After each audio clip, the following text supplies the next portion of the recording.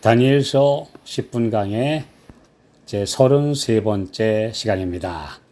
3장의 8번째 강의로 이 땅에 보내신 두 번째 메시지라는 주제로 우리 말씀을 나누겠습니다.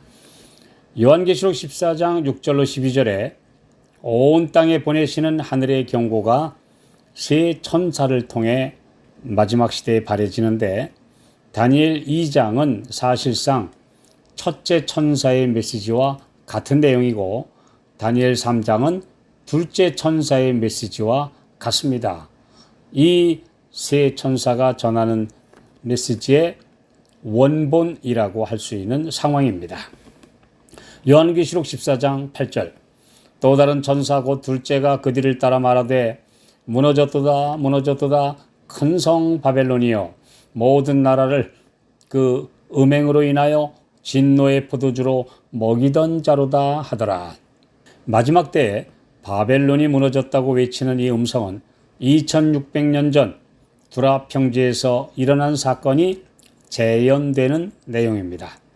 창조주 하나님과 우상의 싸움, 그리고 참 예배냐 거짓 예배냐의 대결, 그 예배가 자원에서 하는 것이냐 아니면 강제에 의한 굴복이냐의 본질적 문제가 온 세상과 우주 앞에 펼쳐집니다.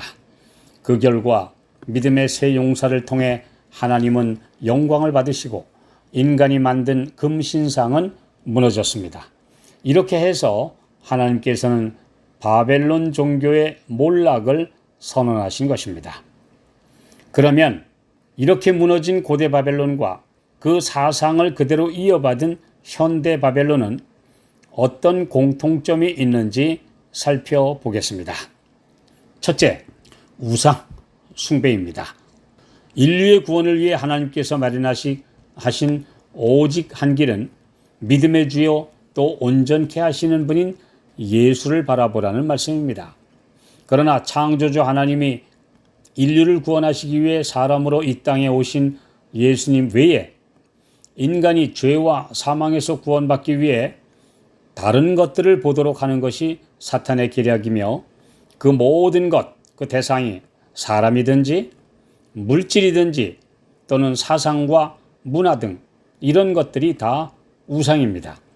하나님의 인간 대리자라 주장하는 교황과 어떤 종교의 교주들, 그리고 인기 있고 유명한 목사나 종교 지도자들, 그리고 마리아 숭배와 성자들에게 드리는 기도, 성상과 유물, 권력과 재력과 명망을 과시하는 모든 조직들, 그리고 대중적 인기를 끄는 예술과 스포츠 스타들, 그리고 그럴싸하게 인간의 마음을 사로잡는 철학과 사상 등 이 모든 것은 예수님에게서 시선을 돌리게 하는 우상들입니다.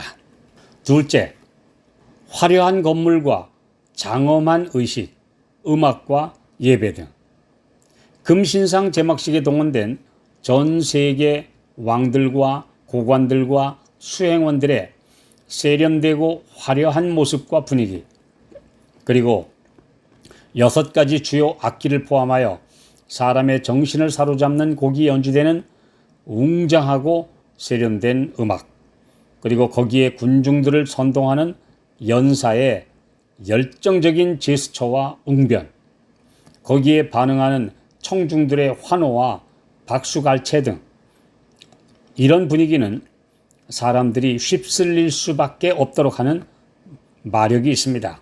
현대 바벨론 종교의 특징도 이러합니다.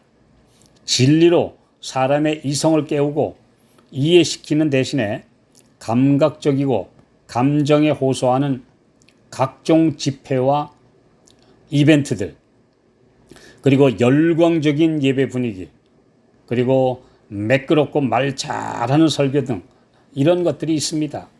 그러나 성령은 이런 곳에 임하시지 않습니다. 엘리야가 하나님의 음성을 들은 것은 바람과 불과 지진 속이 아니라 열왕기상 19장 12절 세미한 소리였음을 기억하시기 바랍니다. 세 번째, 고대 바벨론과 현대 바벨론의 공통점, 전 세계적 영향력입니다.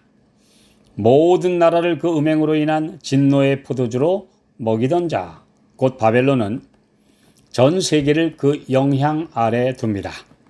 일부 국가에서나 또는 지역에서 한정적인 지역이나 영역에서 일어나는 거짓 신들과 종교 세력은 계시록 17장 5절에 보면 땅의 음녀들과 가증한 것들의 어미인 이 큰 음녀의 딸들에 불과합니다.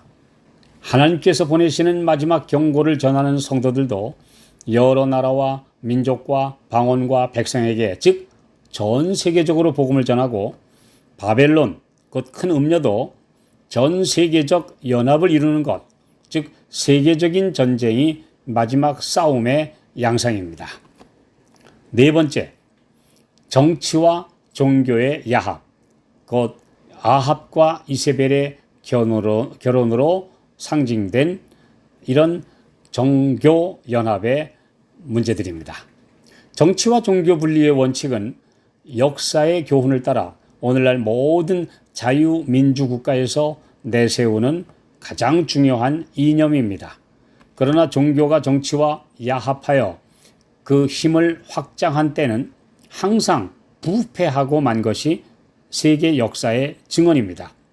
핍박받던 초기 기독교가 로마 황제 콘스탄티누스의 국교화 정책으로 우대를 받고 정치 권력까지 가지게 되어 국가와 종교가 하나 된 교황권이 탄생한 것입니다. 교황권의 중세 1260년간을 종교 암흑시대라고도 부르는 것은 그 결과 필연적으로 타락하게 된 상황을 설명하고 있습니다.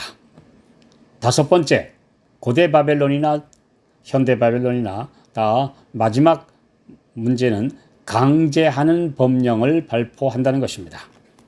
종교 자유는 신성한 권리이며 인권의 기본 척도 중 하나입니다. 어떤 경우에도, 심지어 하나님을 올바로 믿도록 하는 경우에도 강제로 하도록 하는 것은 하나님의 방법이 아닙니다.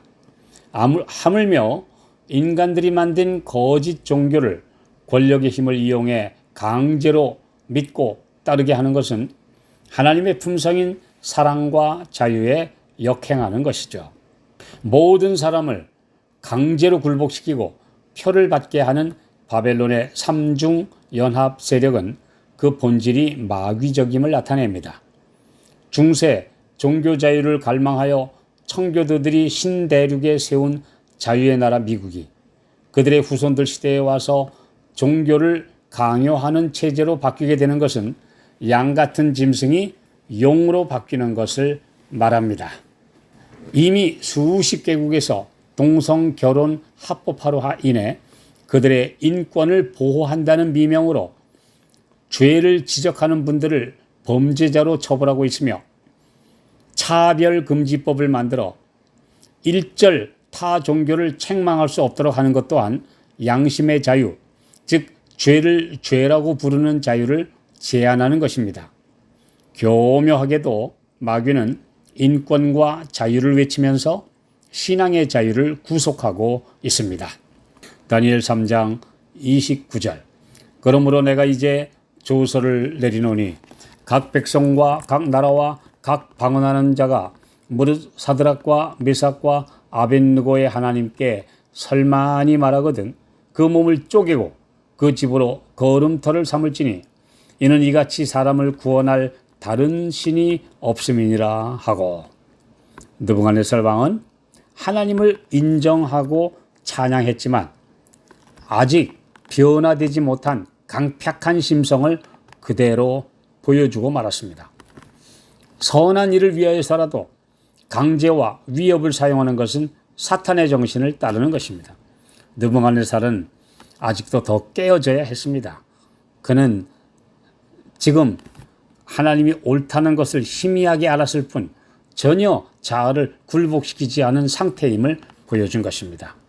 그리스도인은 목적뿐 아니라 방법에서도 주님 가신 길을 그대로 따라야 합니다.